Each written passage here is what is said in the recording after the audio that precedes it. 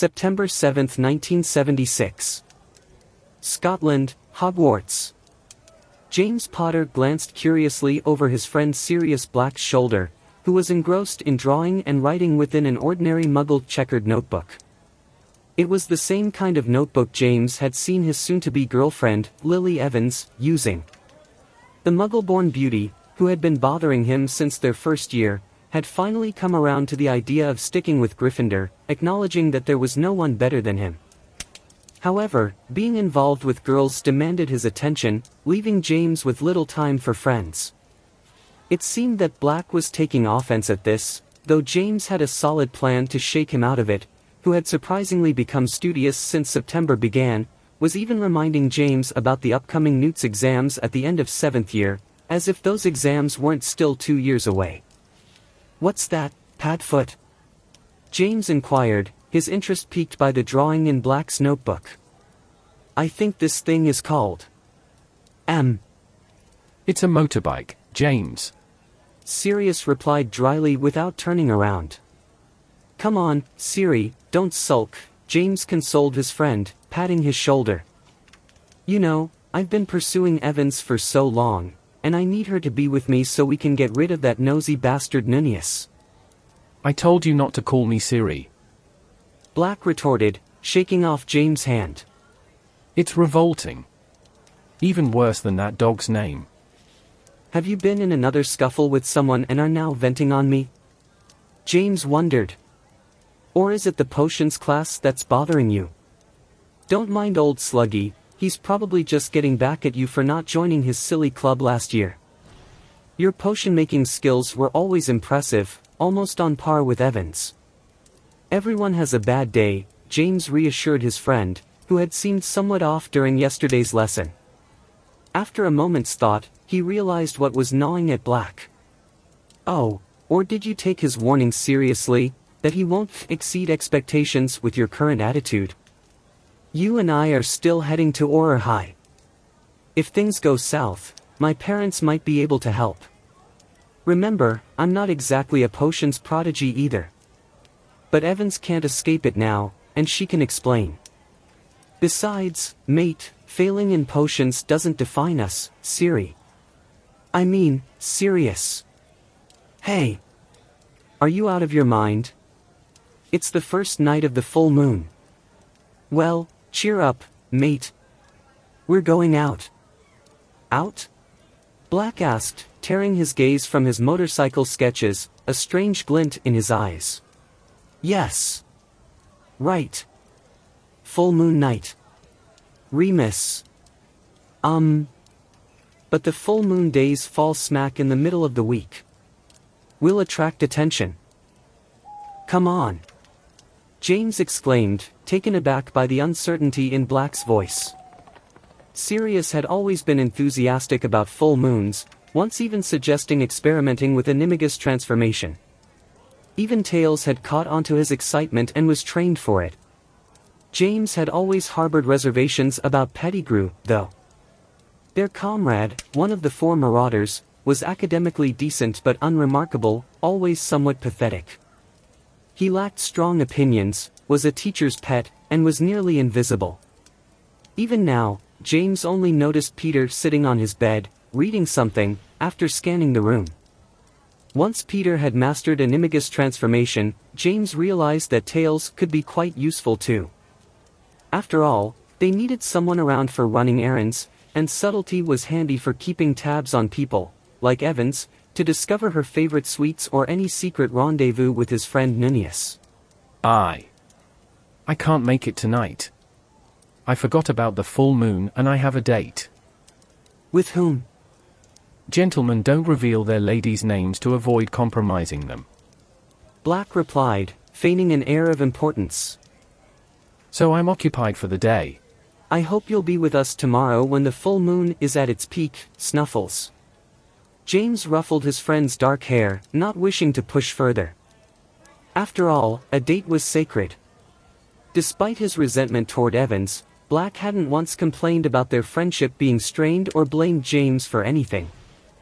Over the summer, he'd matured as much as the rest of them, and he'd been remarkably civil when James introduced the girl into their circle. Pressuring him wasn't worth it. Sirius was stubborn and steadfast in his reactions to pressure.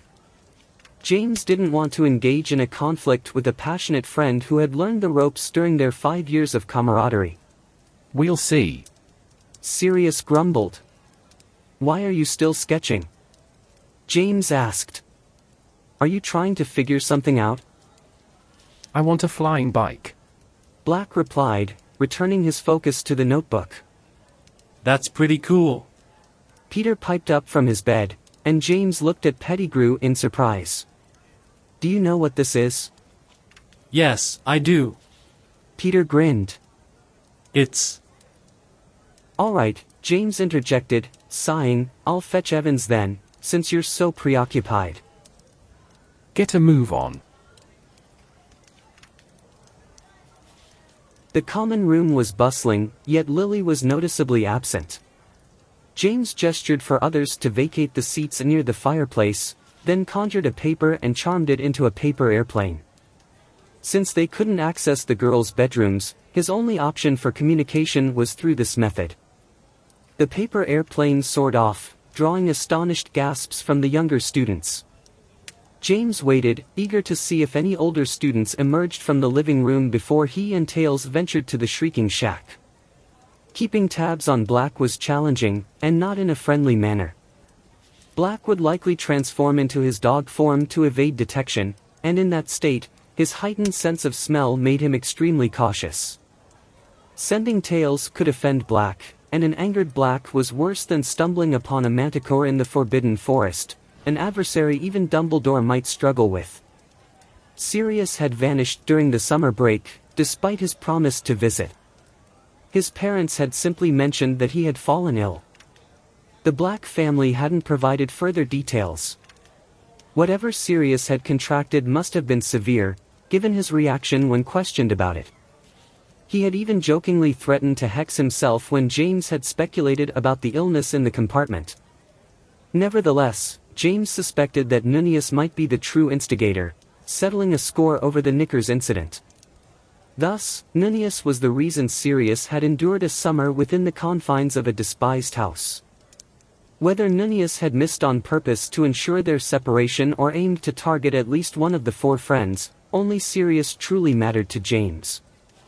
Well, there was also Remus, to a lesser extent. Tails had never really been in the friend category. Despite the prank's success, Lily had extended an olive branch, admitting James might have been right about the Slytherins.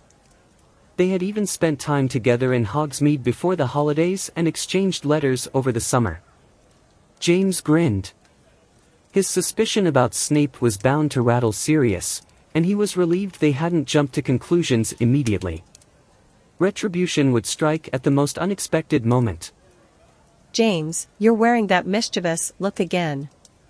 I thought you'd outgrown these childish antics by 5th year. And don't forget, you promised to control yourself, remember? I was just... He grinned broadly. I was just thinking that when we finally get to go to Hogsmeade, I should buy you a new weekend robe to make all your girlfriends envious. Remember the one you liked last year, the purple one? Based on his observations, Lily Evans was quite ambitious. This offer diverted her attention away from him and everything else. Plus, with a bit of pocket money, she wouldn't be as annoyed when she discovered they had been bothering her cherished nunchuck again. However, the revenge scheme had to remain as discreet as possible. James was certain they hadn't communicated throughout the summer. Lily had informed him that Nunchuck had attempted to apologize, but Evans had remained stubborn. The nonverbal banter spell James had cast on top of an interesting spell he'd picked up from Snape had intensified their old rival's anger and bitterness to an astonishing degree. Even the resolute Evans had not forgiven. Furthermore, James suspected Lily was aware of the spell Snape had seemingly created or modified, implying the sneaky Slytherin probably thought his girlfriend had spilled the beans the moment he had paraded his underwear. It was like the cherry on top. I'm not sure if that robe is still available. Lily blushed, yet her eyes already shimmered with a dreamy mist. It's quite expensive. And I'm not your friend. And don't assume that buying me a robe. Her bright green eyes sparked with a touch of indignation. You possess lovely things, but I want everyone to see that you're exceptional. James grinned contentedly, anticipating her reaction. We're friends, right? Money isn't an issue for me. I want to purchase things you adore and that suit you. Just as a friend. As a graduation gift. You know, there are times when I can hardly believe how kind you can be. Lily admitted bashfully. You don't know me that well, James smiled. Certainly, sneaking Evans in as a bride was improbable. Despite the elder Potter's parents being loving and open-minded, they were unlikely to welcome a Muggle-born daughter-in-law. The girl he had supposedly agreed to marry was only 5 years away from coming of age, and her future remained uncertain. She might even turn out unattractive. Currently, she was only in her second year, and her parents hadn't disclosed their matchmaking plans. There were a few possibilities, of course, but it wasn't a guessing game. Maybe they refrained from telling him because his prospective bride had joined Ravenclaw or perhaps even Slytherin. Yet, James had spent nearly a decade pursuing Evan's attention. At this point, he wasn't inclined to dwell on such trivial matters and obligations. What purpose would that serve? Did he really need to be faithful to one person? No, he wanted everything life had to offer. Additionally, James was smitten and elated by his triumph over their nemesis. It was his prize, though not fully yet. Regardless, he wouldn't permit Nunius near Evans now. He could follow one of his grandfather's examples and maintain both a wife and an official mistress. One of his ancestors had arranged a type of informal union with his Muggle-born partner. Consequently, she remained oblivious to her status, as well as Muggle marital customs. Throughout her life, she saw herself as her grandfather's wife. Granted, if he were to interfere with Evans, it would be prudent to do so before the marriage ritual, then no one would object. Not the parents, nor the future spouse. If need be, the child could be officially initiated into the family. Alternatively, similar to grandfather, he could gradually administer a potion to his beloved to render her sterile, eliminating unnecessary complications. James Potter had always considered himself a highly intelligent man. Life was undeniably pleasant, and he was determined to make the most of it.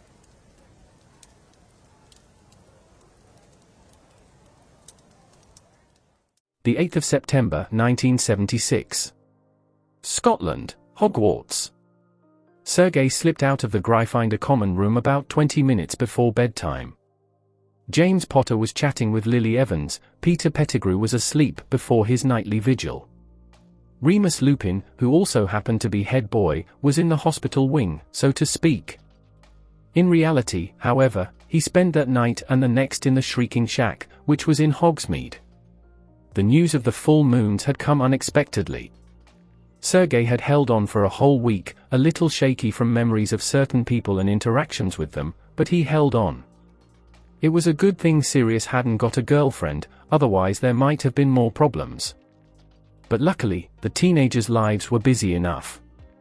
Their best friend James was getting a girl and disappearing with her, Quidditch training had started and Potter was captain of the faculty team. So their paths mostly crossed during classes and in the dormitory in the evenings. There was no time to chat about life, and Sergei was careful to pretend to be busy. And not just pretend. His studies and magic training took up a lot of his time.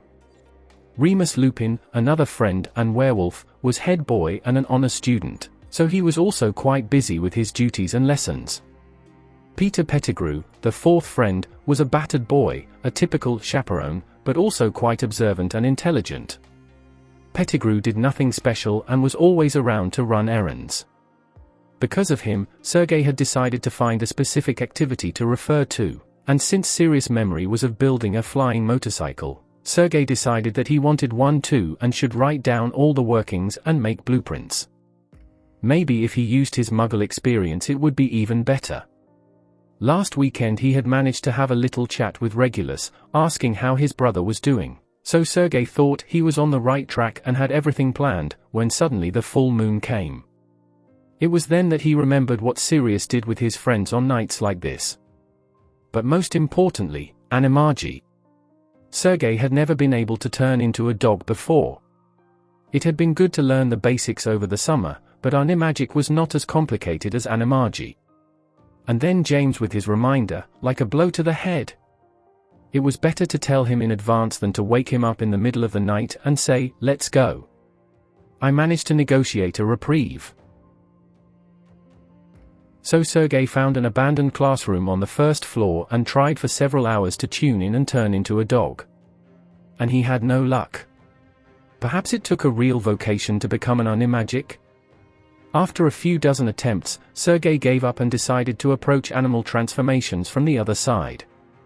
Sirius had been able to teach Peter Pettigrew, so he should follow his own advice, and then the body, used to transformations, would somehow.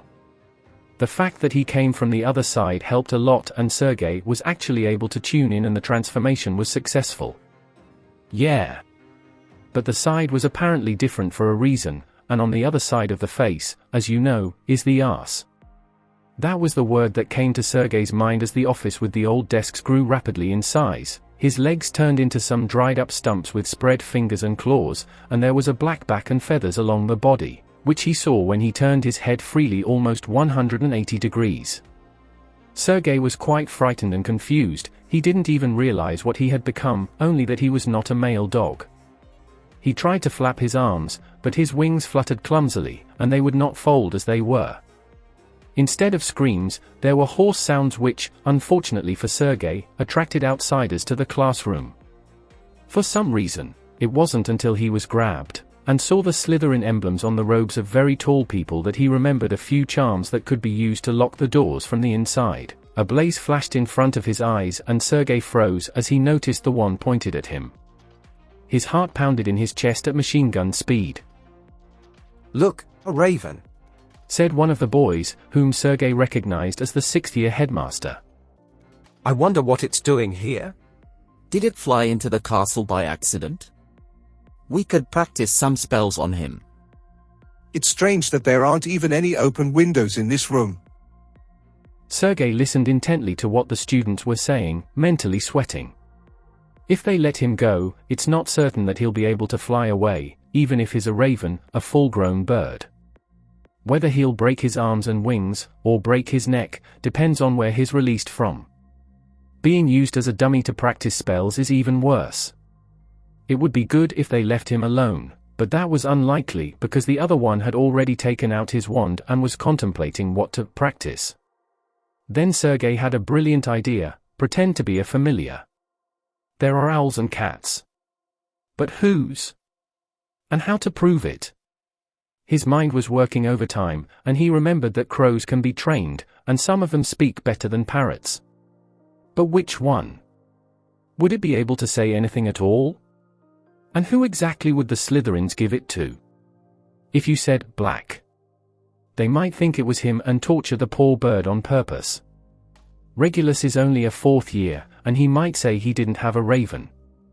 Sergei had to buy time, and he had too few options. Besides, this surname had to crow well, for its brevity and sound. So, taking a deep breath, Sergei opened his beak and let out to the sixth year. Snap! Snape! Snape! Snape!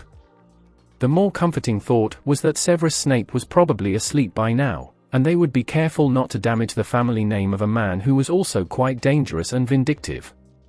"I think I know whose it is," the sixth year said, carrying Sergei briskly into the dungeons. For the rest of the night and part of the day, Sergei sat in an owl cage carrier that Snape had borrowed from one of his roommates, probably Malsabert. Sergei was hoping that the curious Slytherin would be intrigued by why the bird was uttering his surname and keep it as a pet. In the meantime, he would try to calm down, recall how to transform back into a human, and when Snape and his roommates left for breakfast in the morning, he would quietly escape and revert to his original form. It seemed like a solid plan. However, it hadn't accounted for Snape's paranoia, which had been systematically nurtured by Sirius and his friends over the years. A somewhat groggy Snape was visibly surprised when he was awakened with the strange news that his familiar had been found in an abandoned study on the first floor. Sergei had to repeat his surname, and he found himself confined to a cage until further notice. That would have been acceptable, but Snape had placed a series of spells on the cage, including some kind of reinforced shield. It was as if he feared the raven might explode. The spells reminded Sergei of a crucial fact he had forgotten: he must never increase in size, as doing so could result in being crammed into a relatively spacious area for a bird and a cramped space for a human. The cage was fitted with noise-cancelling charms for the night, so at the very least, he wouldn't be able to scream. The trick Kesha, a character from a cartoon, had used, demanding freedom for parrots, wouldn't work here. Snape had taken precautions against that too. Sergei realized he needed to recall how to transform back and then seize the right moment to regain his freedom. The saying about the Russian people's ability to handle difficult situations they put themselves in crossed his mind. Maybe he should have confided in James after recovering from his illness, admitting that there was something wrong with his animagus transformation. The training would have been less awkward, and he would have had the support of his friends. But the raven was a proud creature. And why a raven? Oh right, Unkashable. There were no males in this animagus form. Remembering what the Marauders, including Sirius, had done to Snape just a few months earlier made the situation even worse. His thoughts gradually turned to his friends and the main mission that Sirius had assigned him, to save Harry's godson. Currently, James was in the process of courting Lily Evans, who would eventually become Harry's mother. And then they would die. For Sirius, it was difficult to delve into and comprehend the reasons behind such actions. But Harry Potter's history from the day he was born was far from simple. Sirius knew that James had initially not intended to marry Lily according to magical laws. James, his best friend, came from a younger branch of the Potter family, and all his cousins were older. Furthermore, to keep things uncomplicated, James had informed Evans that his parents were deceased in their 7th year, when they had everything planned. He had asked Lily not to probe or question, and had requested that Sirius corroborate the story. However, it appeared that the older branch of the family had visited the Evanses and discovered that Lily was descended from some form of squib, a non-magical person from a magical family. Sirius refrained from delving into the specifics. They had granted James the house and a portion of the estate, allowing him to live however he pleased with whomever he chose until he married. The only stipulation was that the family should not produce illegitimate children. However, the prophecy was fulfilled. James, either of his own volition or influenced by someone else, had opted to become a hero. His attitude toward Lily had changed significantly, and perhaps he believed that this was their opportunity to conceive a child. No one would turn away a potential chosen one. Sirius had a good relationship with Lily. She was also quite intelligent, if a little naive, but very sincere and warm. Before her life was cut short, she had asked Sirius about various clan defense rituals. Lily didn't seem to like her son's role at all, but they were already in trouble. It was later revealed that she had even somehow persuaded Snape to look after Harry. By Sergei's calculations, there was about a year and a half to try and save both the unborn boy and his parents. Although Sirius hadn't said anything about his parents, the priority was his godson. He had to be saved. And also to avoid going to prison in 81. His thoughts were interrupted by Severus Snape coming back into the room, opening the cage with the tip of his wand and placing finely chopped raw meat in the feeder. "Snape!" Sergei shouted just in case, inspecting the offering with a questioning eye. A Slytherin would have saturated the food with something suspicious. Sergei remembered the retaliatory revenge that had kept the 4 Marauders in the hospital wing for days. They'd had feathers removed, or pimples, or lichen on their backsides. It smelled good, and only of meat. He was so hungry it looked like he had a skeleton under his feathers. The metabolism of birds was very different from that of humans, so with a sigh and good aim, Sergei began to peck, trying not to think that he was eating raw sirloin.